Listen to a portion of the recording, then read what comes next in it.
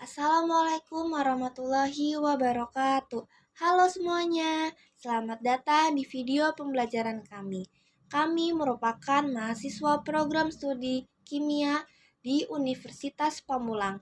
Perkenalkan, nama saya Isna Mutina Fiatun dengan NIM 251090950023 dengan kawan saya Aringga Vidya dengan NIM 251090950040. Video ini kami buat secara khusus untuk menyelesaikan tugas pengganti mata kuliah kimia dasar yang diampun oleh dosen Ibu Maya Sari Ananda Pohan. Pada kesempatan kali ini, kita akan membahas materi penting mengenai hakikat termokimia. Di sini, kami akan menjelaskan konsep dasar dari hakikat termokimia. Mari langsung saja kita masuk ke pembahasan materi yang pertama. Pada materi yang akan kami bahas yaitu hakikat termokimia, yang merupakan di mana termokimia adalah cabang ilmu kimia yang mempelajari hubungan antara reaksi kimia dengan perubahan energi, terutama kalor atau panas. Apa sih itu termokimia? Termokimia berasal dari kata termo yang berarti panas dan kimia yang berarti reaksi atau perubahan zat. Jadi, termokimia adalah ilmu yang mempelajari kalor yang diserap atau dilepaskan selama reaksi kimia berlangsung. Ketika suatu reaksi terjadi, energi tidak pernah hilang, tetapi berubah bentuk. Ada reaksi yang menghasilkan panas dan ada yang membutuhkan panas. Tujuan mempelajari termokimia adalah untuk mengetahui besarnya energi yang terlibat dalam reaksi, sehingga kita dapat memahami dan mengendalikan proses kimia dengan lebih baik. Contohnya yaitu ada pembakaran bensin menghasilkan panas dan es yang mencair. Contohnya yaitu ada pembakaran LPG yang menghasilkan panas untuk memasak. Lalu pada slide pada slide ini ada 6 poin utama yang akan dibahas. Yang pertama ada sistem, yang kedua lingkungan, yang ketiga jenis sistem, yang keempat kalor, yang kelima energi, dan yang keenam satuan kalor. Dalam termokimia terdapat dua komponen utama, yaitu sistem dan lingkungan, di mana sistem adalah bagian yang sedang kita amati atau teliti. Sedangkan untuk lingkungan adalah segala sesuatu yang berada di luar sistem. Misalnya nih, ketika air sedang dipanaskan dalam panci, maka air tersebut merupakan sistem. Sedangkan untuk panci, kompor, dan udara di sekitarnya merupakan lingkungan. Dan untuk jenis sistem terbagi menjadi 3, yaitu sistem terbuka, tertutup, dan terisolasi. Di mana sistem terbuka itu terjadi pertukaran massa dan juga energi di dalamnya. Contohnya itu saat merebus air menggunakan panci tanpa tutup.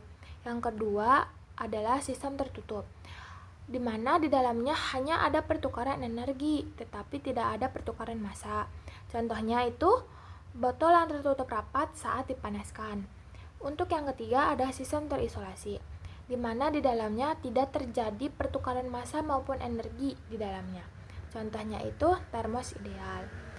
Lalu untuk kalor adalah energi yang dapat berpindah dari benda bersuhu tinggi ke benda bersuhu rendah. Untuk energi sendiri merupakan kemampuan untuk melakukan kerja atau menghasilkan perubahan, di mana kalor biasanya dinyatakan dalam satuan joule atau kalori. Rumus kalor sendiri yaitu Q sama dengan M kali C kali delta T, dengan keterangan Q ini artinya kalor dengan satuannya joule, lalu M adalah massa dengan satuan gram, lalu C sama dengan kalor jenis, dan delta T merupakan perubahan suhu. Contohnya nih, jika air dipanaskan maka suhu air akan naik karena menerima kalor dari api. Pada slide selanjutnya, saya akan menjelaskan apa itu reaksi eksoterm dan juga endoterm serta jenis perubahan entalpi. Yang pertama ada reaksi eksoterm. Reaksi eksoterm merupakan reaksi yang melepaskan kalor ke lingkungan. Ciri-ciri terjadinya reaksi eksoterm yaitu lingkungan menjadi lebih hangat dan entalpi atau delta H bernilai negatif. Contohnya yaitu ada pembakaran kayu, pembakaran LPG, dan pembakaran bensin. Persamaan reaksi eksoterm yaitu reaktan menghasilkan produk plus kalor. Lalu ada reaksi endoterm. Reaksi endoterm adalah reaksi yang menyerap kalor dari lingkungan. Ciri-ciri reaksi endoterm yaitu lingkungan menjadi lebih dingin dan entalpi atau delta H bernilai positif. Contoh reaksi endoterm yaitu ada proses fotosintesis, es mencair, dan juga penguapan air. Persamaan reaksi endoterm yaitu reaktan plus kalor menghasilkan produk. Selanjutnya ada entalpi. Apa sih itu entalpi atau delta H? Entalpi merupakan energi panas total yang dimiliki suatu sistem pada tekanan tetap. Perubahan entalpi merupakan jumlah kalor yang diserap atau dilepaskan dalam suatu reaksi.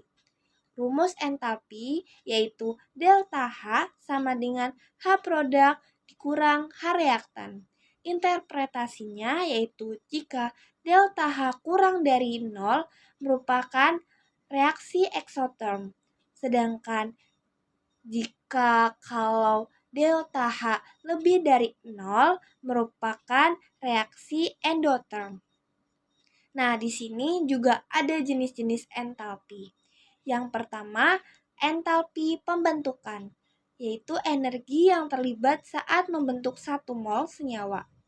Lalu yang kedua ada entalpi pembakaran, yang merupakan energi yang dilepas saat pembakaran sempurna.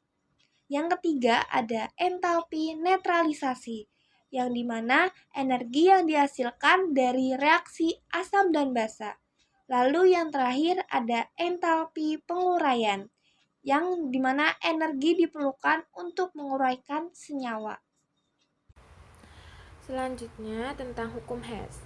Apa sih itu hukum Hess? Pada tahun 1840, seorang ahli kimia yang berasal dari Rusia bernama Germain Henry Hess melakukan manipulasi terhadap persamaan termokimia.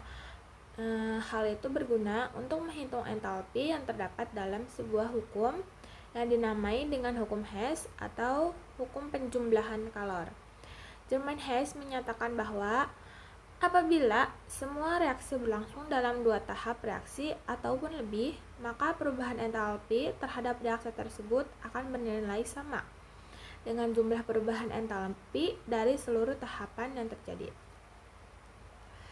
Jadi, hukum Hess ini menyatakan bahwa perubahan entalpi hanya bergantung pada keadaan awal dan keadaan akhir, bukan pada jalur reaksi yang ditempuh. Analoginya nih, misalnya kita ingin pergi dari rumah ke kampus, bisa melewati jalan A ataupun jalan B.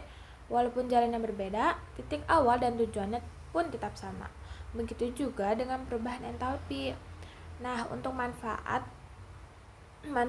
itu yang pertama, dapat menghitung entalpi yang sulit diukur langsung. Yang kedua, dapat menentukan energi reaksi yang kompleks. Lalu yang ketiga, digunakan dalam perhitungan termokimia di industri. Pada slide selanjutnya, di sini ada penerapan termokimia dalam kehidupan sehari-hari dan juga dalam industri. Dalam kehidupan sehari-hari, kita bisa lihat dari lingkungan sekitar kita, yaitu di rumah ada AC dan kulkas yang memanfaatkan proses kimia menjadi energi listrik. Lalu ada baterai yang kita pakai sehari-hari juga, yaitu mengubah energi kimia menjadi energi listrik. Dan juga ada kompor gas untuk kita masak, yaitu proses pembakaran LPG menghasilkan kalor untuk memasak. Dalam industri, itu ada industri semen yang mana memerlukan energi panas tinggi. Dan juga ada industri pupuk yang mana menggunakan berbagai reaksi eksoterm dan juga endoterm. Lalu ada industri listrik yang mengubah energi panas menjadi energi listrik. Lalu untuk manfaat mempelajari termokimia, yaitu dengan mempelajari termokimia, kita dapat memahami bagaimana energi bekerja dalam suatu reaksi kimia. Dan untuk manfaatnya nih, yang pertama, untuk menentukan kebutuhan energi suatu proses. Yang kedua, dapat menghemat biaya produksi.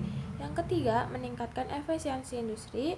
Yang keempat, mengembangkan teknologi yang lebih ramah lingkungan.